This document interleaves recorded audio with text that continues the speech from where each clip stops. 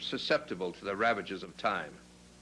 The standard gets passed from Bob Cousy to Sam Jones to JoJo White, from Ed McCauley to Bill Russell to Dave Cowens to Robert Parrish. It's a continual process of regeneration. A Luskatov is replaced with a Sanders, a Sharman with a Jones, a Ramsey with a Havlicek, a Heinsohn with a Bird. Yet somehow the beat goes on with the Celtics, the longest running success story in the history of sports. Only one factor has remained constant: Red Auerbach. The array of flags hanging over the Boston Garden is a breathtaking sight. 15 world championships. And every time you look up, you can't help thinking Auerbach's spirit is up there too, hovering over everything and everybody down below. Red retired with the greatest coaching record in the history of basketball.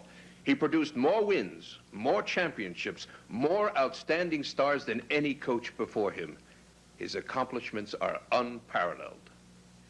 Since the spring of 1950, when he took over a franchise teetering on the brink of extinction, Red has been its sole authority. The Boston Celtics are his creation. Institutions are reflections of the people who serve them, and the Celtics are no different. They are the image of their creator, the man who sent them off to conquer a hostile world stretching from Boston to Seattle.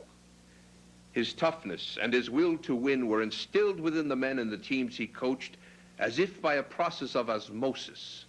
Red never asked a player to give more than he could, yet he demanded every bit of what a player had to offer, and he got it. Some will say that Auerbach was a genius. Others will say that he was arrogant and cocky. Red was easy to love and easy to hate. Bill Russell once said that he never knew anyone who played for Red who didn't like him. He also said that he never knew anyone who played against Red who did. There is one thing about Auerbach that everybody will agree upon, no matter how they feel about him personally. He is the most successful basketball coach of all time. No one has approached his record, and probably no one ever will. If there is a symbol of Auerbach's dynasty, it has to be the victory cigar. At that precise moment when he knows victory is assured, when another victim has fallen into the path of the relentless Celtic attack, Red reaches for another cigar. When Red joined the Celtics in 1950, the team was in serious trouble, finishing at the bottom of the six-team division. The problem went a lot deeper than finding the right players and molding them into a cohesive unit. Boston was a baseball town in the summer and a hockey town in the winter. Red's outspokenness with both the media and the Boston coaching community made him a controversial figure right from the start. As one of his first official acts, Red announced that he would not draft Bob Cousy, the electrifying playmaker from Holy Cross. Not take the Coos, a cry of betrayal swept across the city. True to his word, Red drafted Charlie Scher, a 6'11" center from Bowling Green. The first question at the first press conference held to introduce the new coach was, "Why didn't you draft Cousy?" In his answer, Red spelled out the philosophy on which the Celtic Foundation was based. Well, I didn't give a damn about sentiment or names. All I was concerned with was ability, was the chemistry. I found that local yokels, they may draw you a few people, but not enough to do any good unless you win. So the main thing was the ability. Sure, if you have both together, it's a great plus. But remember, the main thing was the ability to win. Ironically, Cousy ended up with the Celtics through the luck of the draw after the Chicago Stags, the team that drafted him, folded. When the St. Louis entry failed, the Celtics picked up easy Ed McCauley. Red spent a good part of the summer wheeling and dealing and adding players such as Bill Sharman and Bones McKinney. The Boston Celtics were about to field a very decent basketball team. But one hurdle remained. How would the flashy, flamboyant Cousy mesh with the disciplined, dogmatic Auerbach? Red could see that Cousy had great talent, but he had to control him. If he hadn't been able to harness this ability, Bob Cousy might not have become the greatest playmaker the game has ever seen. Well, you had to understand, Bob Cousy was a very emotional type young man at the time, and he was sort of an introvert. But when he got on the court, He was an extrovert. He wanted to entertain the people. I was not enamored with Bob Cousy as a college player because he threw the ball away a lot. He had these great big hands, great wrists, and he had this quickness. He had this fantastic peripheral vision. He could see the court just by looking straight ahead. He could see the whole court. So we had an understanding that, Bob, when you throw that ball, if you want to play, somebody's got to catch it. I don't care how you throw it, under your legs, behind your back, over your head, I don't give a darn. But somebody better catch it. And Bob, as smart as he is, and he was then too, he understood that you can't just kill yourself playing defense, fighting to get the ball, and then just throw it away.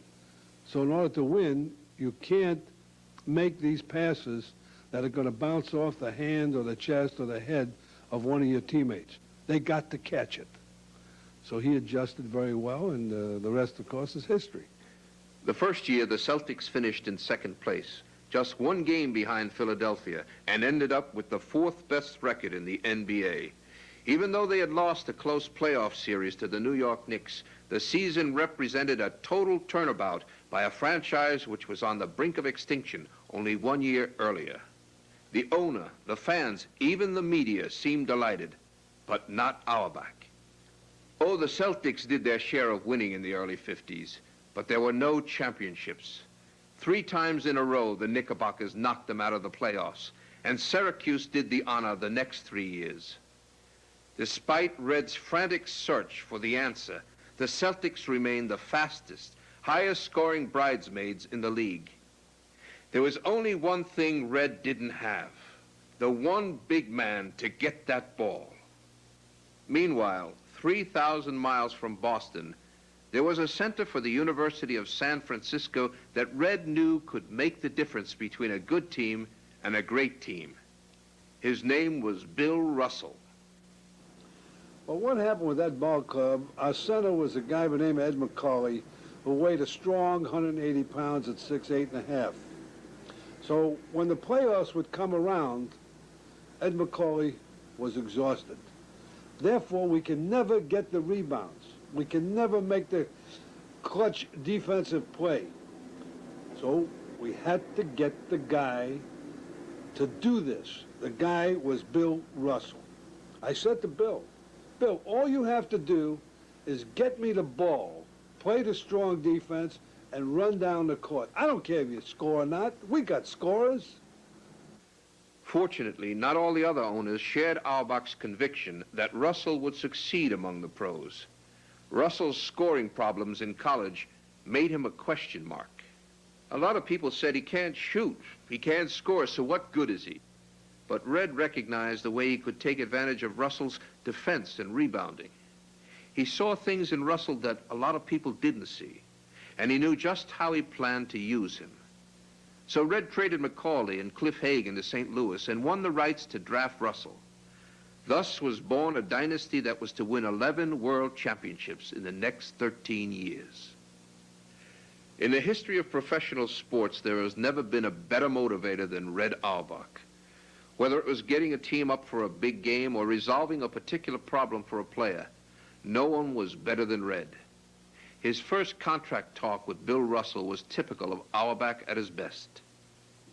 I knew that Bill was worried about his scoring ability, so at our first meeting, I put it right out of his mind. I said, "You're probably worried about scoring because everyone says you can't shoot well enough to play with the pros." Bill admitted that he was. So I looked at him and said, "I'll make a deal with you today. I promise that as long as you play here, whenever we discuss contracts, we will never, ever talk about statistics." And we never did. I never once saw Russell looking at the sheets to see how many rebounds or assists he had.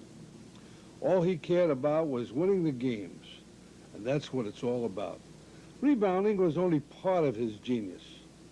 When he began to block shots, it was a brand new ball game.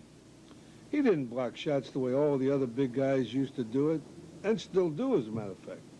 They hit the ball any way they could, and it sails out of bounds or it bounces on the floor, where anybody who reaches it first can pick it up. Russell made shot blocking an art. He would pop the ball straight up and grab it like a rebound, or else redirect it right into the hands of a teammate. When Russell blocked a shot, he not only took the potential basket away from the other team, but almost always kept the ball for his own team. Add the greatest defensive play to his rebounding, intimidation, and shot blocking, and you have the greatest and most valuable player of all time. Red always felt that the selection of material is more important than the handling of it. If you get the right players in the beginning, you won't have any problems later on. Red wasn't lucky to get the type of players he had down through the years. He knew what he was doing every minute. He had a particular knack for picking up veteran players from other teams.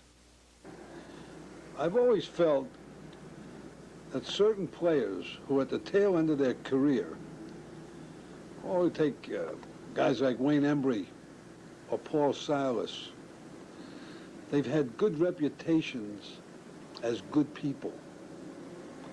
Now, I would talk to them, I'd say, now look, here's what I want you to do. This is the role I want you to play. I want you to help the young guy coming up. We're not going to cut your salary. We're going to give you the same thing.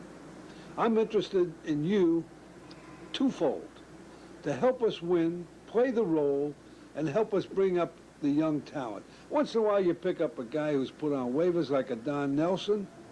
Don Nelson was a role player. The reason he was let go was because he didn't have a great deal of foot speed.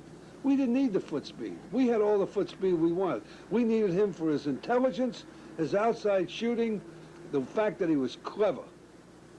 And that's the philosophy I've gone by. His greatest talent was knowing how to handle men and how to react to any game situation. He would curse, coddle, even outrage, anything he thought would make the team perform better. When two teams are equal and they come right down to the deciding moments of a seventh game, when winning and losing is on the line, that's when the quality of the player might mean more than the talent alone. The Celtics were cut above everybody else in their desire to win. They had that hunger, that pride, that want to achieve, and it made them better than anybody else in a clutch situation. And that was the genius of Auerbach. He knew how to get into the draft and come out with exactly what he needed. But more important than that, with someone who would fit into the Celtics system, sometimes this meant passing over more talented players who Red feared would not fit into the Celtic tradition of total dedication, total involvement, total preparation to sacrifice whatever is necessary in order to win. The team concept of the Celtics was never more clearly demonstrated than in the area of player helping player. When Sam Jones arrived in the fall of 1957, both Cousy and Sharman had reason to regard him as a threat to their own security. Yet they both helped Jones learn the system and went out of their way to give him tips. A few years later, Havlicek arrived as the obvious successor to Ramsey's six-man assignment. All the Boston papers wrote stories about how Havlicek was going to steal Ramsey's job. But that didn't keep Ramsey from helping Havlicek, explaining what the rookie should look for and how to take advantage of situations in a game. This was an attitude that Red created and encouraged on all his teams. The emphasis was never on the fact that someone might take your job away. Instead, veterans were made to realize that rookies could prolong their careers by taking some of the burden away from them. It became a unified team effort. And the only thing that mattered was winning. It was this total dedication to winning that led Red to introducing the sixth man concept. Well, the sixth man philosophy I worked on in my mind for a long time.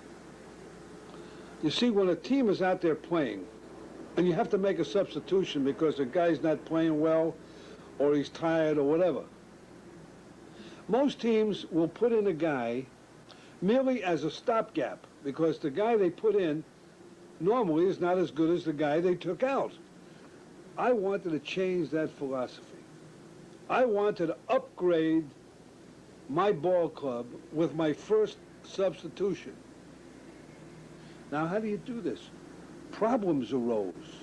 The ego of players. So I would talk to these players, and I would say, now look, the most important thing is not the 5 that start the game.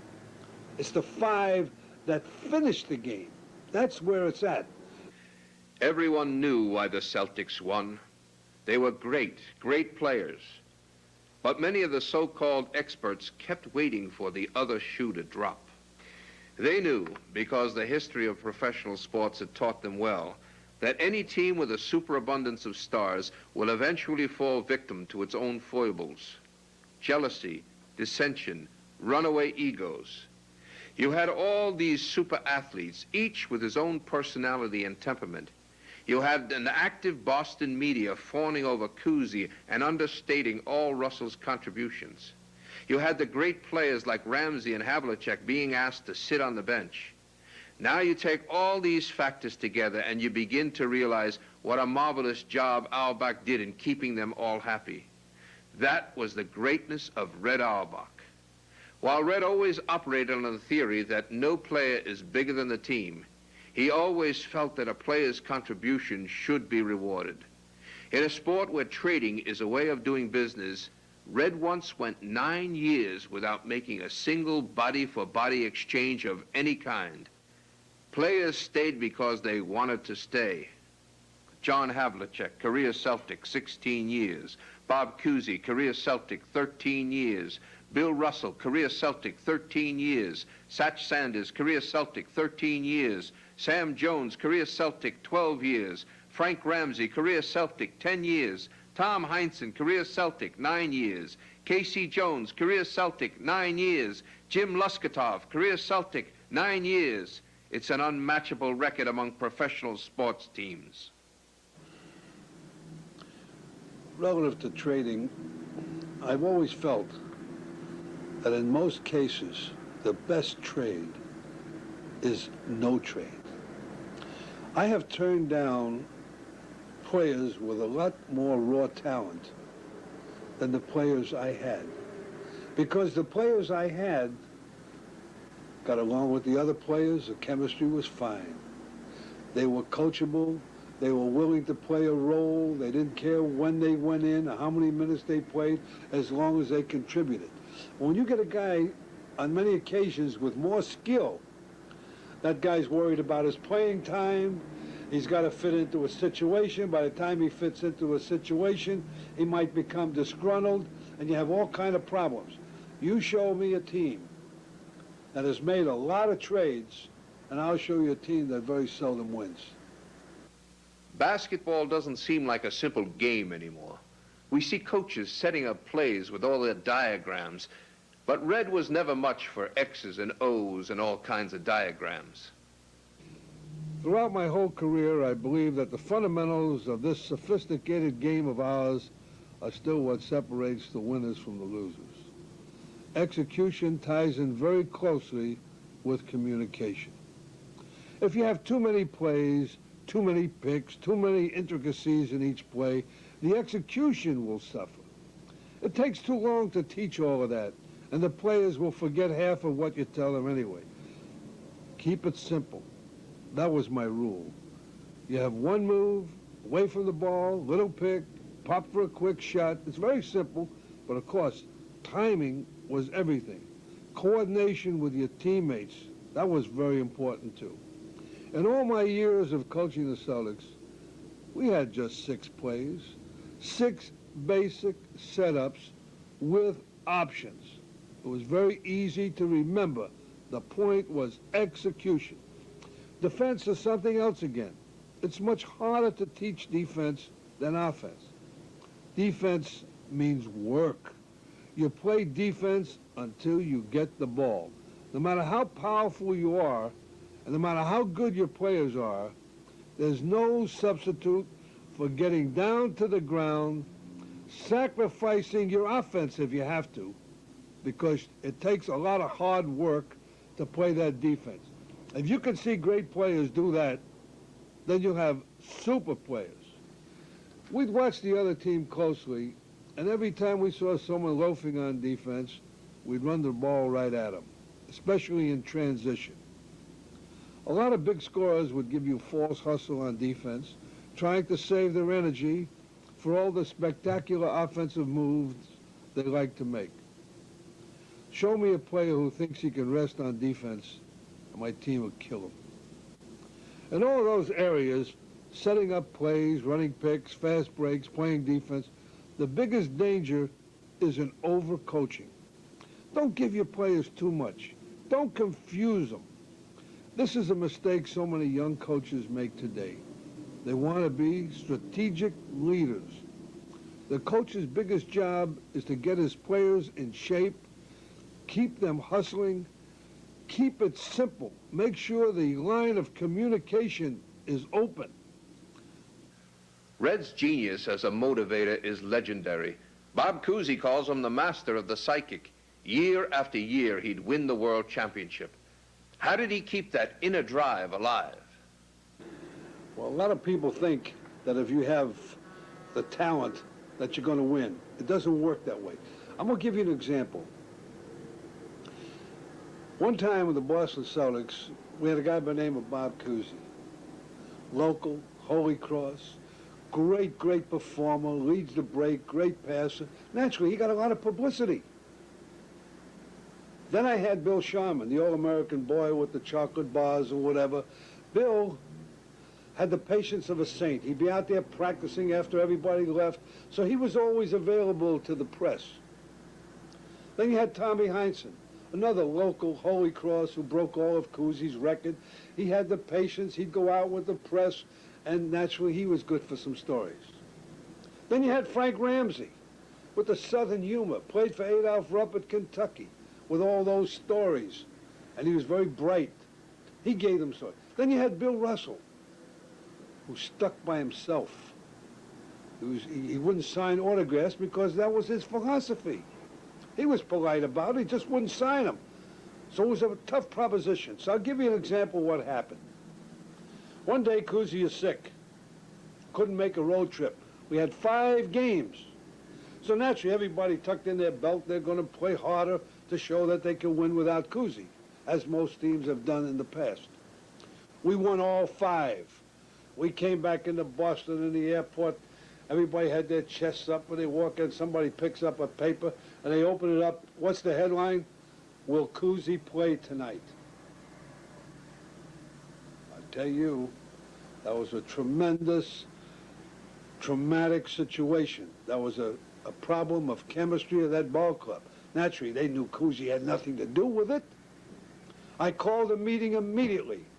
I says, how could you let one writer or one guy who writes the headlines affect the chemistry and morale of this ball club?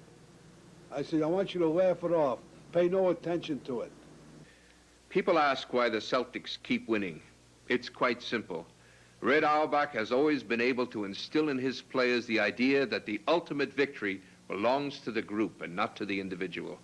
And so they have pride in themselves as a unit.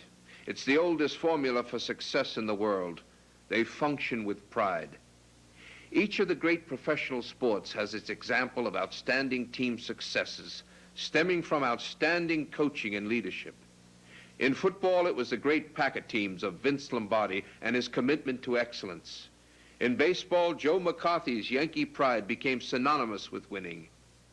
Celtic pride and 15 world championships are the legacy of Red Auerbach. 3 great coaches in 3 different sports, but they each had one common belief in running a professional team: the necessity for discipline. You don't see many disciplinarians around today like McCarthy, Lombardi, and Auerbach. Did their method work? Take a look at their records. You can have discipline without 100 rules. The way to get it is through respect. Respect for each other, respect for the coach. I never expected my players to love me. I just wanted them to respect and react for me. If you can win their respect, then everything else comes easily. But you don't get respect by demanding it. You can get obedience that way, but not respect. When I was thinking of a new play, I'd discuss it with him at practice. When a guy had a suggestion to make, I'd always listen and consider it. I never kidded myself into believing I had all the answers. I respected their knowledge of the game. But when the time came to make a decision, the responsibility belonged to me and nobody else. A lot of coaches, especially in tight situations, will back off and let their stars decide what to do. That way the responsibility on them isn't as great. But that never happened with Auerbach. When the game was on the line, Auerbach was ready. He knew exactly how many fouls each of his players had and how many fouls the opposing players had. He knew exactly what the timeout situation was. And all this time, he's psyching out the refs and keeping an eye on the clock. Just check the records to see how many games the Celtics won in the last few minutes. Red knew precisely what he was doing. He knew who should take the shot, who should set the pick, who should put the ball into play, who should stand in such and such a place, and what to do if the plan failed. And 9 times out of 10, he was absolutely right. There have been many great teams ruined by coaches. That could have happened with the Celtics, too. But I made it a point to study my players, to analyze them, to determine which ones would respond to which kinds of motivation. Motivation is a hard word to define. I had to figure the best way to reach every man on my team. Sometimes it called for disciplining them. Sometimes it meant they weren't going to like me. I couldn't be their buddy and they'd be their coach too. I don't care what anybody says. It just don't work. So how do you motivate a person to give you his best?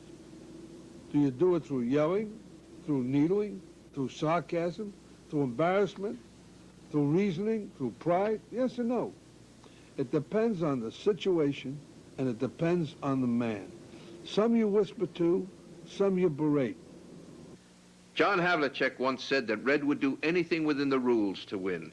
And if that wasn't enough, he was perfectly willing to bend those rules. He taught us not to accept losing, Bob Cousy said. Society tends to frown on sore losers, but Red taught us that that was a lot of garbage. Being a sore loser, he kept telling us over and over again, was not a bad thing. His idea was that only losers accept losing. One thing that I keep hearing over and over was that I'm a poor loser, a lousy loser. Did Auerbach have to win at everything? Yes or no? If you're talking about basketball, emphatically yes. The game was my livelihood, my whole guts. I had to win. I wanted to be good in whatever I did. I wanted to be the very best teacher I could possibly be. I wanted to be the best ball player I could possibly be. I wanted to be the very best coach I could possibly be. When it came to basketball, whether it was playing in Brooklyn or coaching in Boston, winning meant everything to me. So, yeah, I'm a lousy loser because I know what it takes to be a winner. I did my winning on the basketball court, but I don't care if you're talking about a game or a job. You show me a person who has determination, effort, dedication, perseverance, who puts results ahead of personal recognition, and I'll show you a winner.